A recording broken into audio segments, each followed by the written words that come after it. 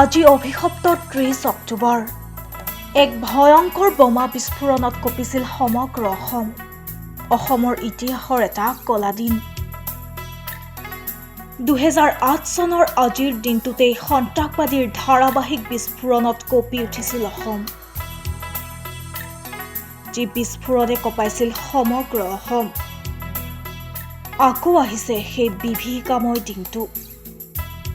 সেই দিনটোত বজাৰ কৰিবলৈ গৈ ঘূৰি নাহিল কাৰোবাৰ মাতৃ, কাৰোবাৰ ভাতৃ, কাৰোবাৰ ভগ্নী।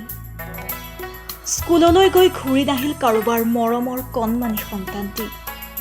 আৰু অফিচলৈ গৈ ঘূৰি নাহিল নিজৰ স্বামী। চাৰিওফালে মাথো মৃত্যুৰ কিৰিলি। পাহৰিব পাৰিনে বাৰু সেই দিনটো?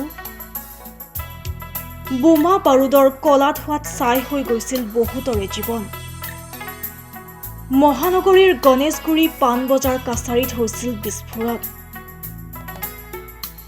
ঠিক একে সময়তেই ধাৰাবাহিকভাৱে বঙাইগাঁও, বৰপেটা আৰু কোকৰাঝাৰতো হৈছিল ভয়াৱহ বিস্ফোৰণ। ধাৰাবাহিক বোমা বিস্ফোৰণে নিমিষতে কাঢ়ি লৈ গৈছিল বহুতৰে প্ৰাণ। সেই দিনটো সঁচাকৈয়ে অভিশপ্ত। পাহৰিব পাৰিনে সেই মৃত্যুৰ কিৰিলি? আজিৰ এই দিনটোত আমি এই প্ৰতিবেদন যোগে বোমা বিস্ফোৰণত নিহত হোৱা নিৰীহ লোকক শ্ৰদ্ধাঞ্জলি জনাইছো।